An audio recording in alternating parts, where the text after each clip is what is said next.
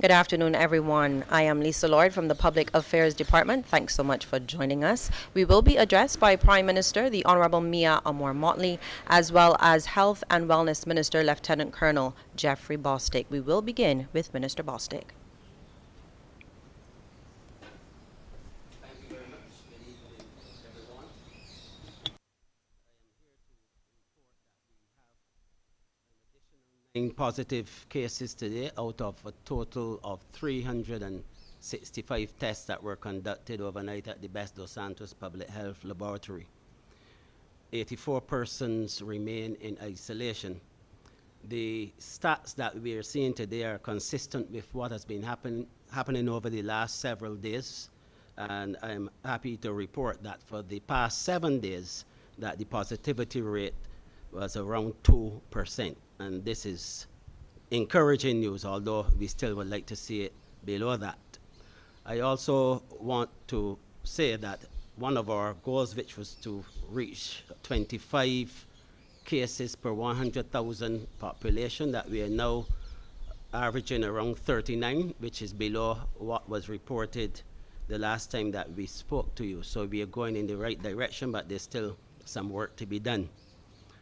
I would like to take this opportunity also to say a big thank you to those members from the church in the north that I referred to a couple of weeks ago, who heeded the call and actually presented themselves for testing.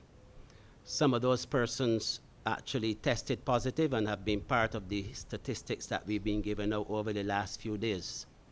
And I say thank you to them because really and truly, if we are to successfully navigate this course in terms of COVID-19, then we depend on each and every one of us to be able to play our part. And we continue to be affected negatively by the fallout from the positive cases coming from that church.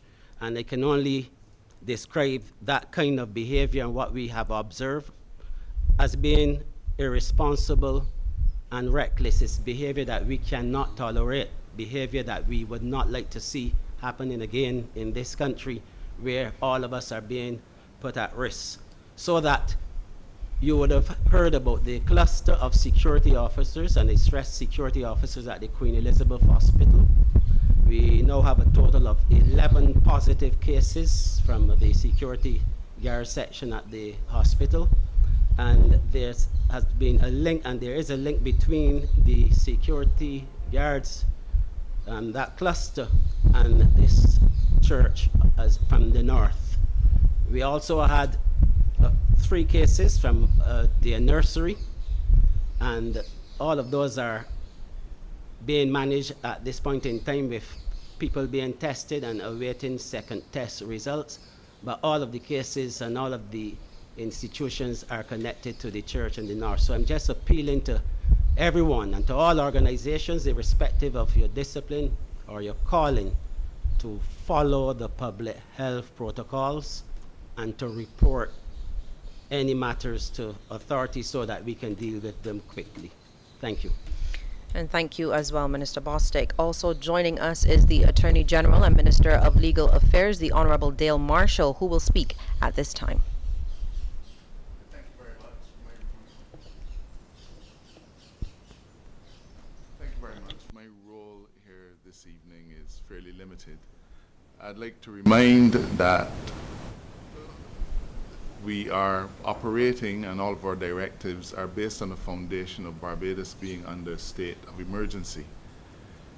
The Governor General on the 26th of March issued her proclamation, but under the laws of Barbados, her proclamation is only valid for 30 days and therefore expires on the 25th of April, just 3 days away. You will know that we propose to bring a new set of directives, this will be directive number 10, in place from the 27th.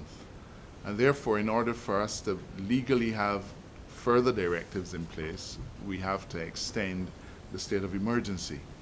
We've had extensive consultations with all of the health officials, and we thank them for their constant vigilance.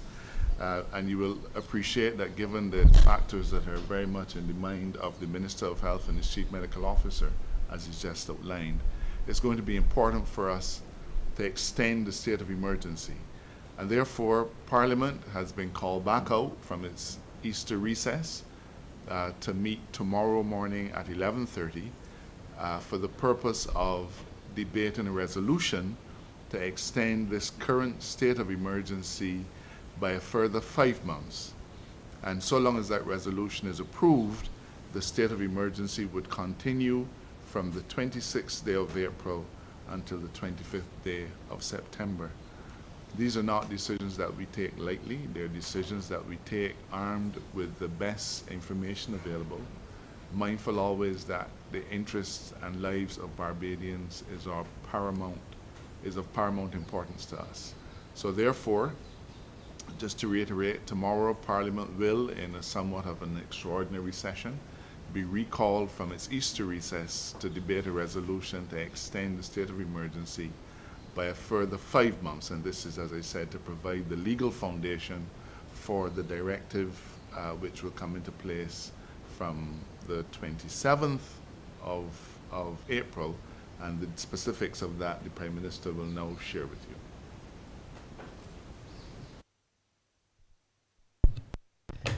Thank you very much, AG. I want to say good afternoon to everyone and to say that it is that time again for us to begin to discuss what will happen over the next few weeks. We promised you always that we would shut down sharp and open back up gradual. And I think that you realize, in accordance with the data that the Minister of Health has been giving us, that we have been seeing appreciable improvements week by week. And that is in fact what has made the travel advisory issued by the CDC, the American government, so difficult to swallow. And I'd like at the outset to thank the Ministry of Foreign Affairs for their very strong statement with respect to that advisory which was issued earlier, and to indicate that it is surprising given the extent to which we have been able to bring our cases down. And in fact, I think the Minister of Health referred to the fact that our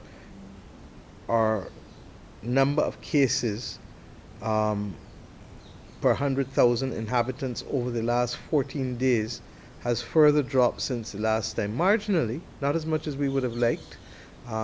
Last time I spoke to you, it was 40.7 cases per 100,000 over the 14-day period. This time it is down to just about 39. We believe that there needs to be greater effort to bring those numbers down. But having said that, we certainly are in a far better position and would not be found it difficult to believe that that kind of strong travel advisory could be meted out to us and many other countries across the world where there has been appreciable improvement on the part of those countries. Having said all of that, let us get back to our own situation internally. We feel, therefore, that we will continue to gradually open, recognizing that those cases that we are still having, for the most part, not all, but for the most part, are linked to behavior that the Minister of Health has indicated. And it is really unfortunate when we have persons in the society who are prepared to put at risk other members of the society, other families, other members in the community. In this particular instance, it was a church, in circumstances where to do so may in fact be putting the person's lives at risk in serious way. So I trust and pray that all of us have watched on and have learned and will ensure that we don't as a nation have to deal with these difficult situations again. Against this background, we are therefore going to announce measures that will run not for 2 weeks now, but for 3 weeks. We're extending the period for which we are adjusting, and therefore it will run from the 27th of April to the 17th of May as a result, subject of course to Parliament tomorrow agreeing to the matters which have to be agreed, as the Honourable Attorney General pointed out, in order for us to move beyond the Governor General's, Her Excellency's proclamation. During the period, therefore, of the 27th of April to the 17th of May, we are extending and postponing or pushing back the curfew on Thursday to Sunday nights.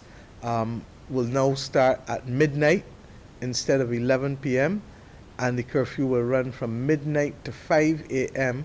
from technically, really, you're talking Friday morning, which is Thursday night, Friday morning, Friday night, Saturday morning, Saturday night, Sunday morning, Sunday night, Monday morning. That is for the avoidance of doubt for anybody who may be confused by what I'm saying. The Attorney General will, however, ensure that the directives appropriately capture that, so that we are saying push the curfew back from 11 o'clock at night to midnight at night. So from from next week, the curfew starts from midnight and it ends at 5. Monday, Tuesday, and Wednesday still remain without curfew. We've also agreed to open back up the drive-in and the cinemas, and they're subject to some very stringent protocols that have been established by the Chief Medical Officer and the COVID Monitoring Unit, including, I'm told, ensuring that no more than 25 persons remain in the concession area where food or drink are supplied within the cinemas or the drive-in at any one time. And those areas will be heavily monitored by the COVID Monitoring Unit. We're also, with respect to churches, agreeing that communion can take place, limited to individual servings of the sacrament, and I believe that the Ministry of Health is reaching out to the Barbados Christian Council and the Evangelical Council to ensure that there is no misinterpretation as to what is being permitted by the Chief Medical Officer. Similarly, baptisms may resume with masks and face shields to be worn by all persons, including the officiants, but there is a noting that where possible, where baptisms can take place outside, then we should seek to do so outside wherever possible. In addition to that, we are conscious, my friends, that National Heroes Day is on Wednesday and it is a public bank holiday. And May Day is the following Saturday, and that too is a public bank holiday. And that normally at this time we would be going to all kinds of activities, ranging from reggae festival to all kinds of things that would cause us to want to be able to loosen up and free up, because we're now realizing that 4 months of the year gone and we've worked hard for the 4 months and we want to be able to have wholly freeing up to quiet activity. There can be no picnics, no excursions, no karaoke's, no fetes, no parties. And why? Because we are not yet out of the woods. So I'm appealing to all Barbadians. We're not putting restrictions on the beach. We're not putting restrictions in the park. But we're asking persons to recognize that the gains that we've made since the 31st of December and now are too many for us to put it at risk. We have asked for a larger than usual presence in terms of persons ensuring that during the bank holidays people remain doing what they're supposed to do. You can go to restaurants, you can go to cook shops, you can eat food, you can do shops if they're open, but you cannot be involved in karaoke or fetting or that kind of activity that the AG has prohibited in his drafting of the directive. I'm therefore asking persons also to recognize that these two bank holidays really are perfect days for us to continue apace to clean up, especially around our houses or our neighborhoods, and to recognize that this dust, regrettably, is still going to be with us for a while. As I say so, I extend my concerns and our thoughts to the people of St. Vincent and the Grenadines who had another eruption today, and we recognize that we were fortunate not to have received the dust.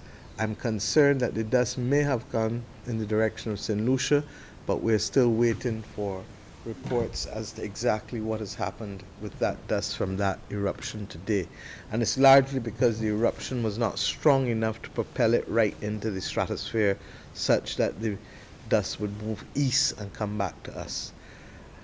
With respect to other activities, we are going to recognize that the time has now, subject to the prohibitions that I'll announce in a second, all sporting activities may resume for practice only. Sporting bodies must submit the intended protocols to the COVID Monitoring Unit for the prior approval of the unit. Having said that, we're not yet in a position to allow basketball, netball, wrestling, rugby, or horse racing, and for different reasons. Yes, football and cricket can continue, but for practice, not tournaments. So over the course of the next 3 weeks, practice and training, spectators will not be allowed at any sporting activities. However, essential support personnel for the sporting training may be there. In the case of squash, I've been advised that the practice only means with only one person on the court at any given time, as opposed to both persons being there. And we would expect similarly that boxing and martial arts training can continue, subject to the following restrictions: that there is to be no contact bouts, non-contact shadow training is allowed, and non-contact work with coaches is also to be allowed. I remind you, as I said, that nightclubs and discos, I don't know, there's something called a disco anymore? Nightclubs and bars, and those entities that are purporting to be a nightclub, like a bar that purports to be a nightclub only, will not be allowed to operate as a nightclub. With respect to the school situation, as you know, we were getting ready to open up this week, and up came the ash, and we therefore deferred the opening. This morning, the Minister of Education's officials, I think, met with the unions and recognized that given the state of cleanup across the 74 schools, we are not yet ready to be able to have children back in the school plant next week. And to that extent, there were a number of issues that they confronted as they reflected.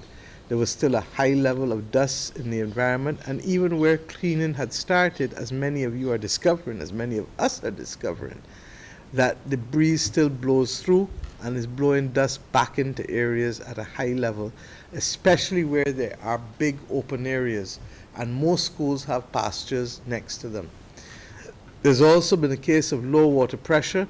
In some cases, the unavailability of water at a few schools that have affected the commencement or progress of the services, and I'm going to come back to the issue of water shortly. Playing fields that have been near schools, as I said, have made it difficult for them to continue with the kind of progress that they expected, and it's part of the problem that we faced at the airport, quite frankly, because those large open spaces, especially when the wind takes up, will see the ash and dust coming back into the environs even after you've cleaned. And of course, unpaved car parks and roadways that are not cleaned of ash will also result in more ash blowing and permeating spaces that have already been cleaned.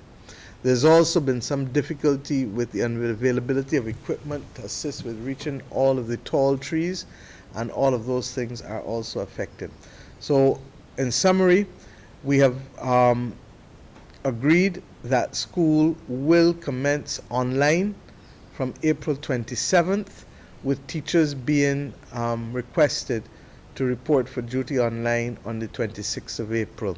The Ministry of Education, I expect, will reinforce this information to the public.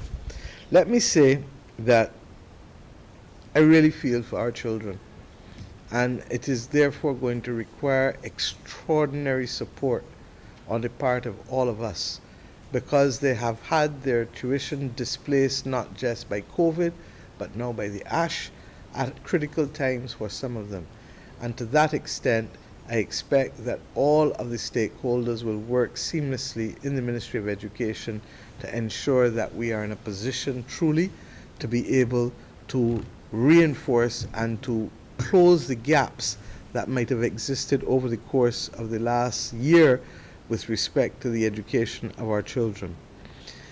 On the issue of vaccines continue apace. We have indicated, for example, that we would literally ensure that everyone who got their first vaccine would receive their second vaccine. I am aware that those second vaccinations have started this week, and therefore we anticipate that over the course of the next 8 to 10 weeks in particular, that we will see most of the persons in Barbados who would receive their first vaccine receiving their second. There were also, as a result of the difference, another set of people who are benefiting from the COVAX vaccine, and we are still awaiting delivery of the other vaccines, as you know, that we have been negotiating or contracted to purchase, both with respect to COVAX, the African Medical Supplies Platform, and intermediary private sector suppliers that we've been waiting on for some time. We do hope that we can see progress on this. Vaccine equity is really still the biggest global issue, because everyone recognizes that there will be no real recovery of economic activity globally or nationally for most countries if there is not the level of vaccine equity that will allow us to be protected against all of the different variants and mutations. I think that we were aware, and the Chief Medical Officer reinforced that we will not drop our guard with respect to the variants. I am aware that CARFA, as well as the Canadians, have been working with us with respect to being able to deal with the testing for variants. Thus far, it is only the British variant we have found here, and we continue to pray that we won't find any more.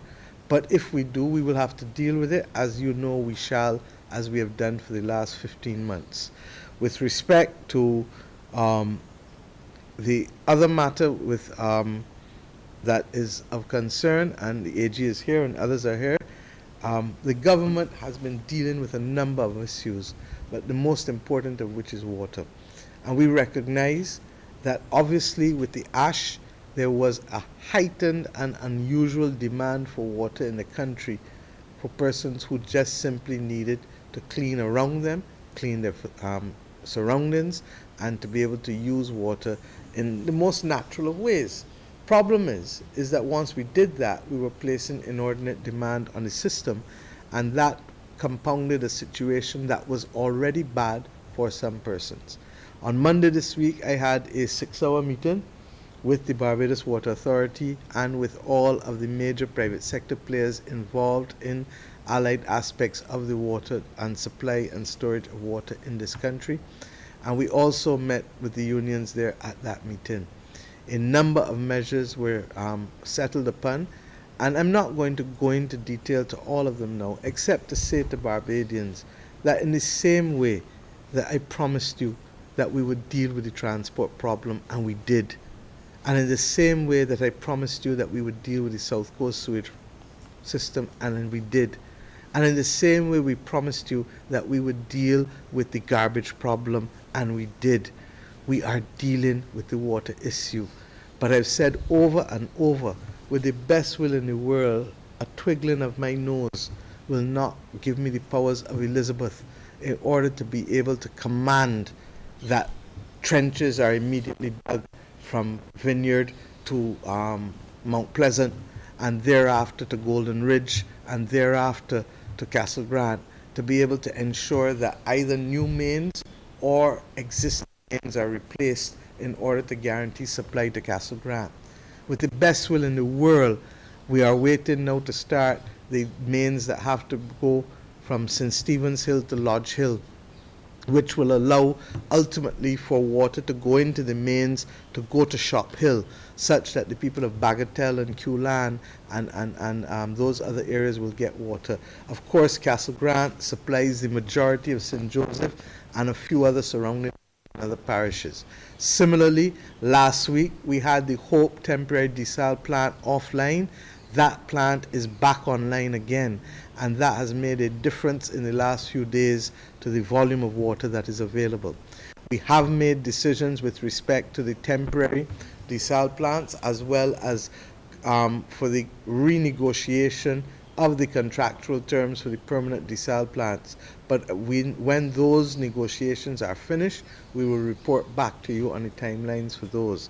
Might I say that in addition, we've insisted that the Water Authority increase the level of delivery of water and ensure that the tanks that were there are all appropriately serviced, and more tanks are put into the field so that those communities that have been without can be immediately serviced, recognizing that the permanent solutions are in the near future ahead of us. But even as we do that, other decisions have been made, and in fact, the authority had already purchased a number of trucks, which we've asked them to increase the numbers, particularly given the difficulties with the reservoir levels and with the ash. And in addition to that, we've also asked them to recognize that they have to have better communication with communities with respect to what is being provided when and how.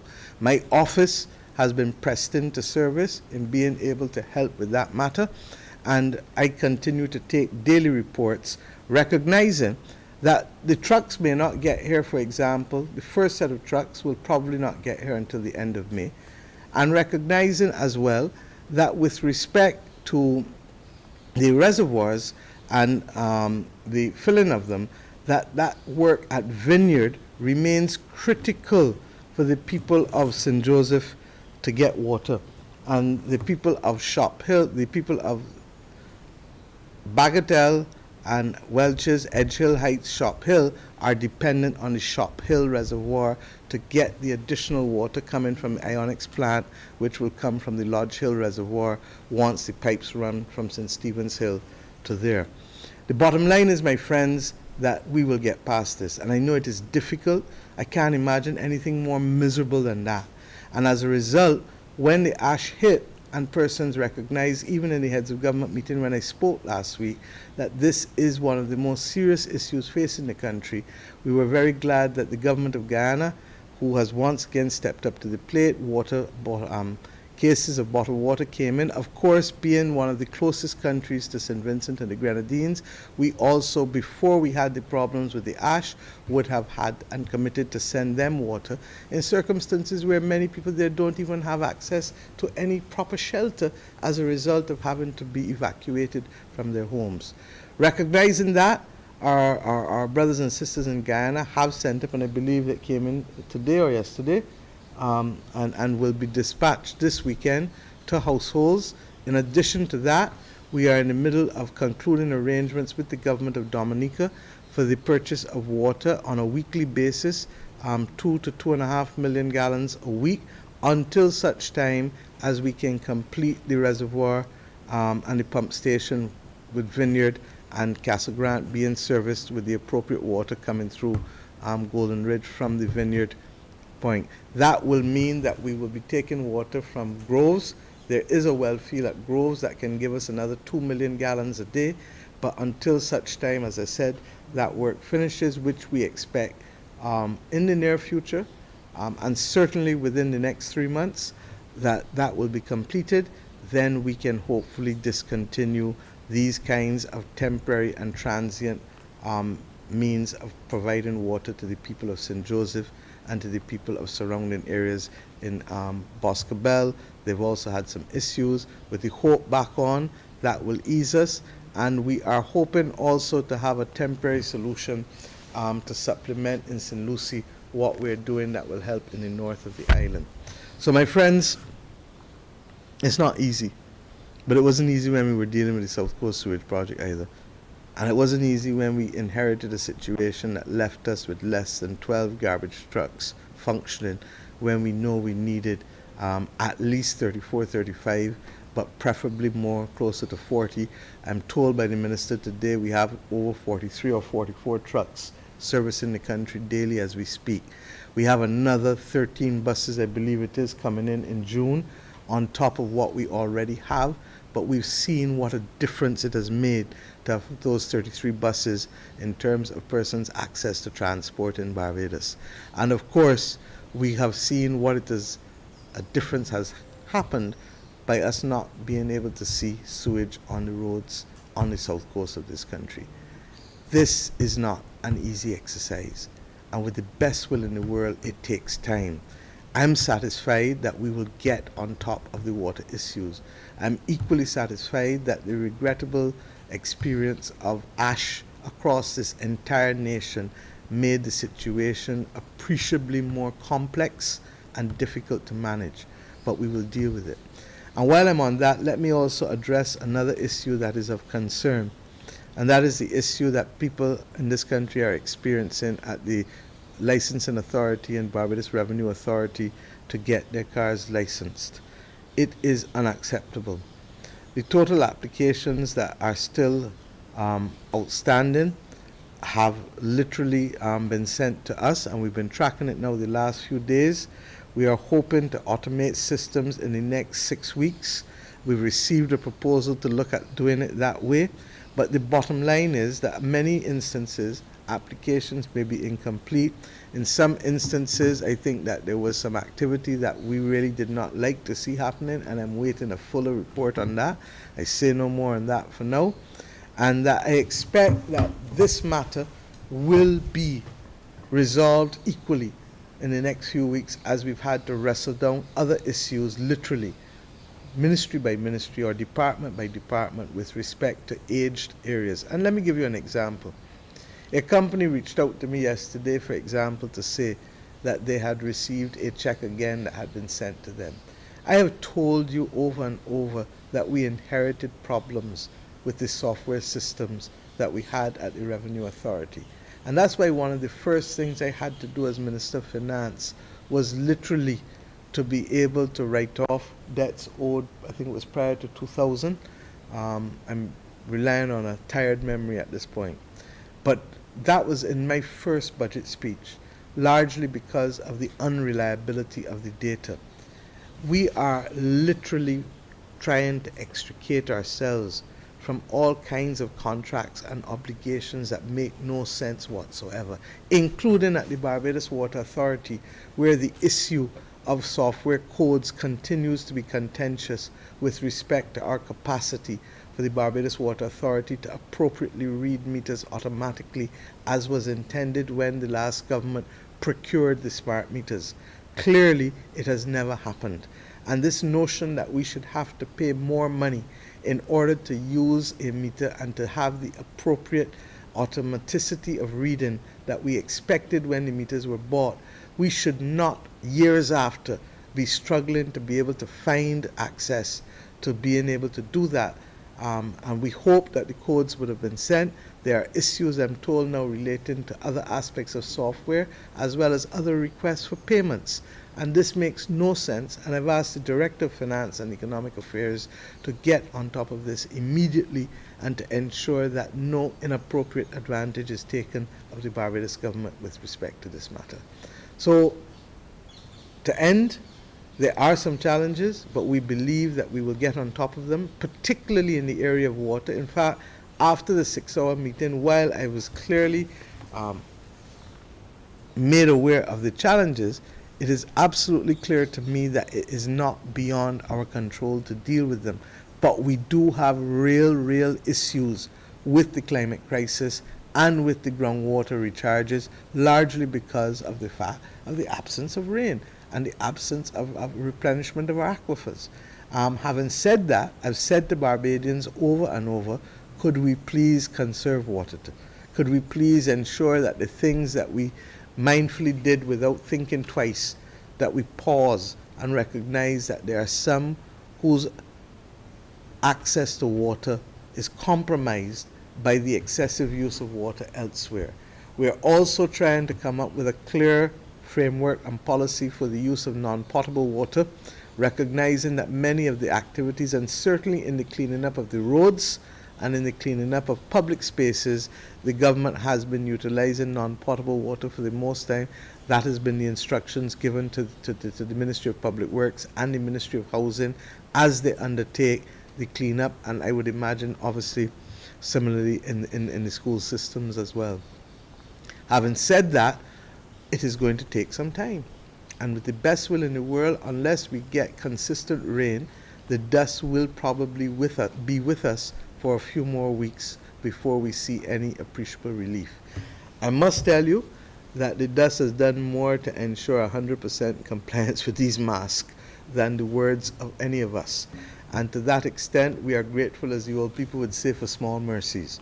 But I ask Barbadians to recognize that even in these challenges, that they are brought to test us, not to keep us down.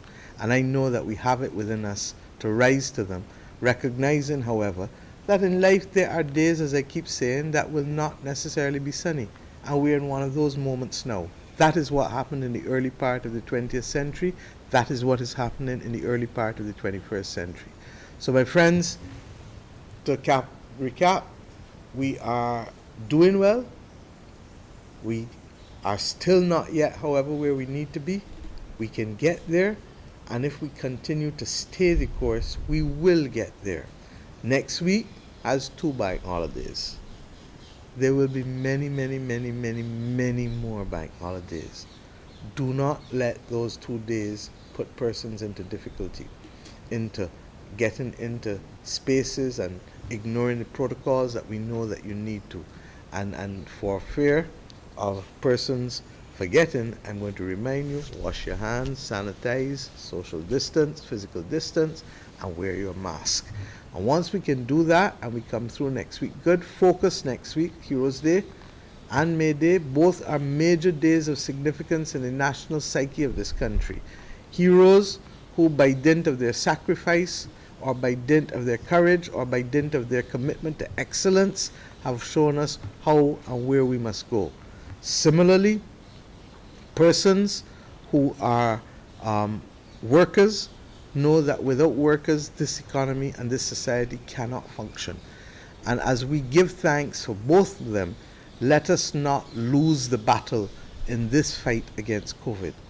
With God on our side, we have no doubts nor fears. And I ask us please to stay the course until we meet again. The reality is that this period, as I said, is now 3 weeks as opposed to 2 weeks for the directive. And once Parliament approves it tomorrow, that should come into play literally from Monday evening.